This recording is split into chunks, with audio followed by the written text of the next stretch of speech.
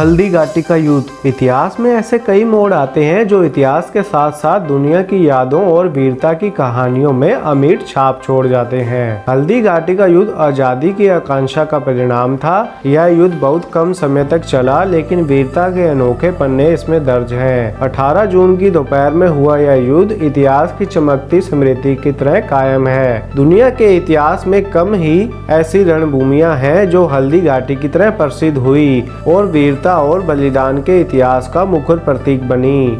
यही कारण है कि बहुत कम समय तक चलने वाला यह युद्ध आज तक बलिदान और वीरता का स्मृति स्मारक है, जिसे आज हम भारतीय नमन करते हैं। हल्दी घाटी से पहले भी कई ऐतिहासिक युद्ध हुए थे, वह राजनीतिक दृष्टि से महत्वपूर्ण रहे। वीरता की बात करें तो यह अनोखा उदाहरण सिर्फ हल्दी घाटी का युद्ध ही है। भारतीय इतिहास में हल्दी घाटी से पहले तराइन का युद्ध, खानवा और पानीपत के युद्ध ऐतिहासिक और युद्ध कला की दृष्टि से महत्वपूर्ण थे। उन्होंने इतिहास को नए मोड़ दिए थे, किंतु जहां तक शौर्य, पराक्रम और समर्पण का प्रश्न है, हल्दी घाटी का युद्ध इन सबसे बढ़कर और अलग था। इस युद्ध में ऐसी क्या बात थी जिसके कारण यह 400 वर्ष के बाद भी बलिदान की प्रेरणा का प्रतीक बना हुआ है। इस युद्ध के स्मृति दिवस 18 जून पर उन बिंदुओं पर विचार करना उपयुक्त होगा जिसके कारण हल्दी घाटी की मिट्टी इतिहास में वीर भूमि की तरह दर्ज हो चुकी है। इतिहासकारों के अनुसार हल्दी घाटी का युद्ध मात्र 5 घंटे चला था, लेकिन इस थोड़े से समय में महाराणा प्रताप के स्वतंत्रता प्रेम की झलक देखने को मिली। माना कि स्वामी भक्ति, ग्वालियर नरेश राम सिंह तंवर की अटूट मित्रता, हाकिम खां सूरी का प्राणोत्सर्ग, वनवासी पूजा का पराक्रम, भामाशाह का सब कुछ दान देना, शक्ति सिंह का विलक्षण बहादुर प्रेम व प्रताप के घोड़े चेतक के पावन बलिदान से हल्दी घाटी का कण कण भीगा हुआ लगता है और यहाँ आने वाले प्रत्येक जन को श्रद्धावश नमन करने को प्रेरित करता है। हल्दी घाटी का युद्ध इतिहास में इसलिए भी सुनहरी रेखाओं से सजा है क्योंकि यह युद्ध उस समय के विश्व के शक्तिशाली शासक अकबर के विरुद्ध लड़ा गया संग्राम था। अकबर को हल्दी घाटी के इस युद्ध से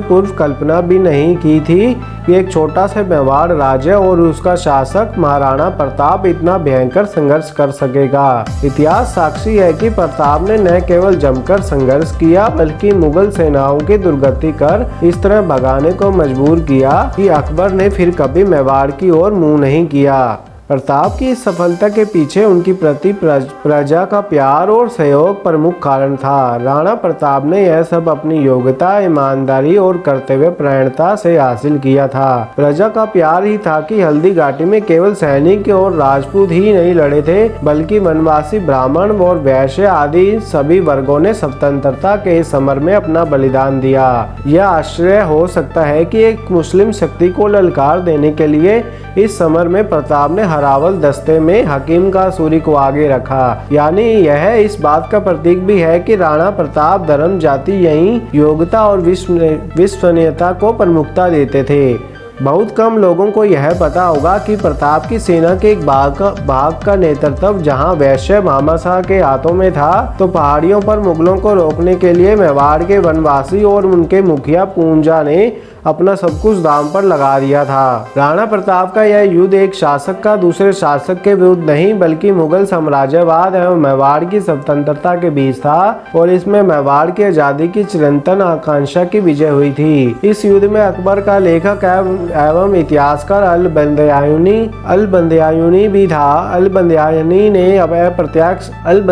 ने भी अप्रत्यक्ष रूप में राणा के सैनिकों की तारीफ की है। हल्दी घाटी युद्ध में कई स्थलों पर ऐसी घटनाएं भी घटित हुई जिन्हें देखकर लगता है कि यह मात्र भूमि ही नहीं बल्कि श्रेष्ठ जीवन मूल्यों का संदेश देती पावन स्थली है। इस बात को कौन भूल सकता है जब महाराणा प्रताप मुगल सेनापति मानसिंह को निहत्था पाकर जीवन दान देकर छोड़ देते हैं। यही वह भूमि है जहां जाला माना अपने स्वामी की रक्षा करने के लिए उनका राजमुकुट समय धारण कर बलिदान दे देता है। इस युद्ध स्थली इस बात को कौन भूल सकता है जब प्रताप मुगल सेनापति मानसिंह को निहत्था पाकर जीवन दान देकर छोड़ देते हैं। यही वह भूमि है जहां जाला माना अपने स्वामी की रक्षा करने के लिए उनका राज मुकुट समय धारण कर बलिदान दे देता है। इसी युद्ध स्थली की माटी इस बात की भी गवाह है कि प्रताप के सेनापति हकीम कासूरी अपनी अंतिम सांसों में खुदा से मेवाड़ की विजय की दुआ करते हैं। यही वह स्थल है जहां भाई कभी भाई का दुश्मन था, लेकिन मोर्चे पर वे मनमुटाव के बावजूद अपने भाई की प्राणों की रक्षा करते हैं। ऐसा हुआ जब शक्ति सिंह अपने भाई की प्राणों की रक्षा के लिए आगे आए। इस भाई प्रेम के लिए शक्ति सिंह को अकबर की नाराजगी भी झेलनी पड़ी थी।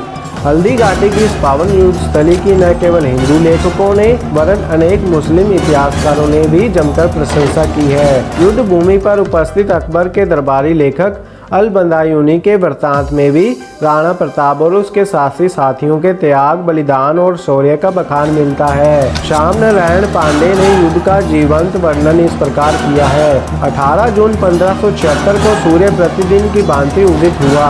एक और अपने प्रिय चेतक पर सवार महाराणा प्रताप स्वतंत्रता की रक्षा के लिए डटे थे, तो दूसरी ओर मोलेला गांव में मुगलों की ओर से लड़ने आए मानसिंह पड़ाव डाले थे। सूर्योदय के 3 घंटे बाद मानसिंह ने राणा प्रताप की सेना की थाह लेने के लिए अपनी टुकड़ी घाटी के मुहाने पर भेजी। यह देखकर राणा प्रताप ने युद्ध प्रारंभ कर दिया। फिर क्या था, मानसिंह तथा राणा की सेनाएं परस्पर भिड़ गई। लोहे से लोहा बज उठा, खून के फव्वारे छूटने लगे, चारों ओर लाशों के ढेर लग गए। महाराणा प्रताप के वीरों ने हमलावरों के छुटके छुड़ा दिए। यह देखकर मुगल सेना ने तोपों के मुंह खोल दिए। ऊपर सूरज तप रहा था तो नीचे तोपें आग उगल रही थी। प्रताप ने अपने साथियों को ललकारा, साथियों छीन लो इनकी तोपें। धर्म व मातृभूमि के लिए मरने का अवसर बार बार नहीं आता। तन्मय योद्धा यह सुनकर पूरी ताकत से शत्रुओं पर पिल पड़े। राणा की आंखें युद्ध भूमि में देश और धर्म के द्रोही मानसिंह को ढूंढ रही थी। वह उसे दो हाथ करके धरती को उसके भार से मुक्त करना चाहते थे। राणा प्रताप ने पूरी ताकत से निशाना साधकर अपना भाला फेंका, पर अचानक महावत सामने आ गया। भाले ने उसकी ही बलि ले ली। उधर मानसिंह होदे में छिप गया। हाथी बिना महावत के ही मैदान छोड़कर भाग गया। भागते हुए उसने अनेक मुगल सैनिकों को जहनुम भेज दिया। मुगल सेना में इससे निराशा फैल गई। तभी रणभूमि से भागे मानसिंह ने एक चलाकी की। उसकी सेना के सुरक्षित दस्ते ने ढोल नगाड़ों के साथ युद्ध भूमि में प्रवेश किया और यह झूठा शोर मचा दिया कि बादशाह अकबर खुद लड़ने आ गए हैं। इससे मुगल सेना के पांव थम गए। वे दुगने जोश से युद्ध करने लगे। इधर राणा प्रताप गांवों से निडाल हो चुके थे। मानसिंह के बच निकलने का उन्हें बहुत खेद था। उनकी सेना सब ओर से घिर चुकी थी। मुगल सेना संख्या बल में भी 3 गुनी थी, फिर भी ये पूरे दम से लड़ रहे थे। ऐसे में यह रणनीति बनाई गई कि पीछे हटते हुए मुगल सेना को पहाड़ियों की ओर खींच लिया जाए। इस पर कार्रवाई प्रारंभ हो गई। ऐसे समय में झाला मानसिंह ने आग्रह पूर्वक उनका छत्र और मुकुट समय धारण कर लिया। उन्होंने कहा, महाराज, एक झाला के मरने से कोई अंतर नहीं आएगा। यदि आप बच गए तो कई झाला तैयार हो जाएंगे, पर यदि आप नहीं बचे तो देश किसके भरोसे विदेशी हमलावरों से युद्ध करेगा। छत्र और मुकुट के धोखे में मुगल सेना झाला से ही युद्ध करने में उलझी रही और राणा प्रताप सुरक्षित निकल गए। इस युद्ध में हल्दी घाटी की माटी लाल तो हो गई, लेकिन मुगलों के हाथ आया कुछ नहीं। वीरता के रण से उठी दास्तानें आज भी राजस्थान के लोकगीतों में घुल चुकी है। इन गीतों के स्वर आज भी युद्ध की स्मृतियां ताजा करते रहते हैं।